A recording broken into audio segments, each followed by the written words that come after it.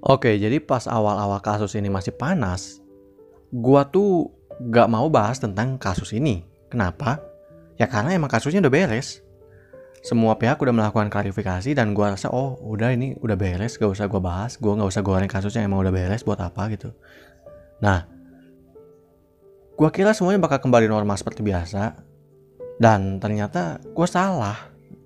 Jadi di sini gua bakal bahas tentang pemberhentian kontrak dari talent Hololive yang bernama Uruha Rusia. Oke, bagi kalian yang belum tahu tentang awal mula kenapa kasus ini bisa terjadi, dramanya kayak gimana dan sebagainya, kalian bisa cek aja channelnya Ref. Di sana dia udah bahas itu detail sih menurut gua dari channelnya si Ref ini. Channel dia bakal gua simpen di deskripsi ya, tapi dia bahasa Inggris gitu. Kalau misalnya kalian nggak bisa bahasa Inggris, kalian bisa cek aja channelnya Pasal Varian. Channel mereka berdua bakal gua simpen di deskripsi, kalian bisa cek aja video mereka sendiri, oke?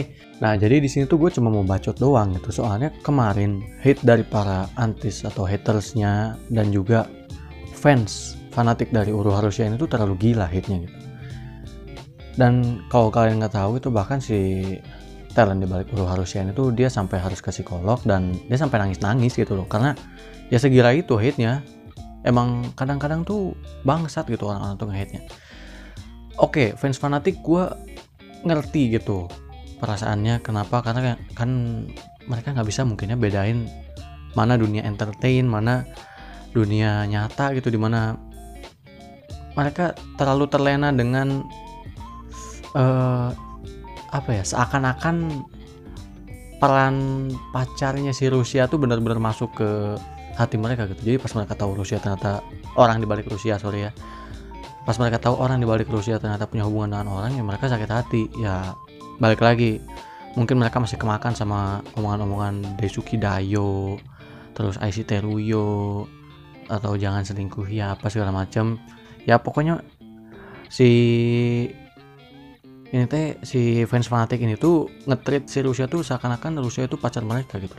Yang padahal itu salah sebetulnya. Harusnya nggak gitu. Cuman ya namanya orang fanatik ya kan, susah diomongin juga. Jadi ya kita nggak bisa ngatur hal itu gitu. Dan yang paling parahnya itu adalah haters Rusia ini yang akhirnya dapat momen untuk nge-hate Rusia gitu habis-habisan. Pas Rusia lagi blunder, sekalinya blunder, wah udah tuh abis kan, di hate-nya gila loh, sumpah. Itu gila banget tuh, bangsat loh semua emang. Gue bisa bilang gitu, terlalu bangsat gitu. Gak masuk akal soalnya hate-nya. Dan di sini tuh gue cuma mau bilang kalau misalkan kita mulai sekarang bisa jadiin ini sebuah pelajaran gitu, supaya kita bisa bedain di mana dunia entertain sama dunia nyata gitu. Oke, ambil contoh dari gue deh ya. Gue tuh suka sama Amatsuka Uto gitu misalkan ya. Amatsuka Uto itu sering bilang yang tadi Daisuke Dayo gitu, I love you gitu. Nah, sering bilang tuh Amatsuka Uto kayak gitu tuh. Suka gue dengernya. Cuman ya gue suka karena sifatnya Amatsuka Uto itu gitu. Gue suka sama karakter anime Amatsuka Uto gitu. Gue nggak peduli orang di belakangnya ternyata tomboy atau mungkin orang di belakangnya itu gimana segala macem, ibu-ibu apapun, gue nggak peduli gitu loh. Ya karena gue sukanya sama Amatsuka Uto ini gitu loh.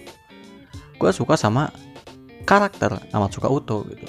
Bisa nggak sih kita pakai logika yang kayak gitu aja gitu supaya komunitasnya sehat kan? Kalau kayak begini toksik banget gitu kan, seakan-akan komunitasnya. Tapi nggak semua fans Rusia itu kayak begitu ya. Harus disclaimer dulu nih, nggak semua fansnya Uruha Rusia itu goblok kayak tadi. Karena ada juga yang masih sehat akalnya gitu, dimana mereka tuh kemarin bahkan bikin trending di Twitter dengan hashtag We Love Rusia gitu ya. Itu tandanya emang masih ada sebetulnya orang-orang yang support si Rusia ini. Masih ada juga fansnya Rusia yang masih sehat akalnya gitu dan segala macam. Walaupun emang mereka tuh rada sakit hati mungkin ya, karena ya siapa yang gak sakit hati sih kan, tahu kalau misalkan idol mereka tuh ada hubungan dengan orang lain. Ya cuman mereka masih bisa mengambil itu dengan dewasa gitu. Gitu aja sih, gue cuma mau ngasih tahu itu doang. Kita harus bisa bedain antara dua hal itu, dunia entertain sama dunia nyata. Udah beres sebenarnya masalahnya. Kalau misalkan kita bisa pakai logika itu, kalau semua orang bisa pakai logika itu, gue rasa komunitas VTuber ini tuh bakal jadi sehat banget gitu. Oke, skip untuk bagian tadi, udah kita bahasnya sampai sana aja. Terus di sini gue mau kasih tahu sama kalian kalau misalkan kalian mau baca sendiri tentang si pengumuman pemutusan kontrak Uruha Rusia ini, Kalian bisa lihat di Twitternya Cover Corp ya. Nanti di sana ada tweetnya yang terbaru, kalian cek aja, atau linknya nanti gua simpan di deskripsi deh ya.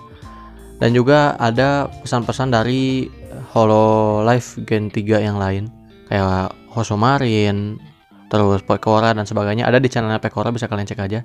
Tapi kalau misalkan kalian nggak mau sedih-sedihan, menurut gua jangan nonton karena itu sedih banget menurut gua.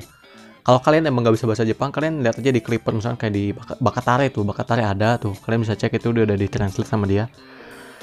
Dan oke, setelah sedih-sedihan tadi yang gue bahas, di sini gue bahas juga kalau misalkan channelnya Uruharusia juga bakal di shutdown pada akhir Februari atau awal Maret lah, sekitar sana gitu. Dan maksud gue di shutdown tuh ya udah, kalian nggak akan bisa nemu lagi tuh channelnya Uruharusia di kanal YouTube ini gitu. Kalian cari nanti channelnya Uruharusia, itu nggak ada video replay live streamnya dari awal sampai akhir, nggak bakal ada harusnya ya. Kalau misalkan emang YouTube-nya di shutdown ya harusnya nggak ada. Beda kasusnya sama Kiryu Koko kemarin.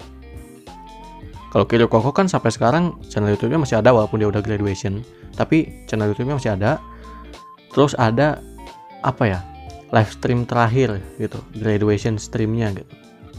Jadi kalau misalkan kalian kangen pun kalian masih bisa nonton tuh video-video dia yang lama.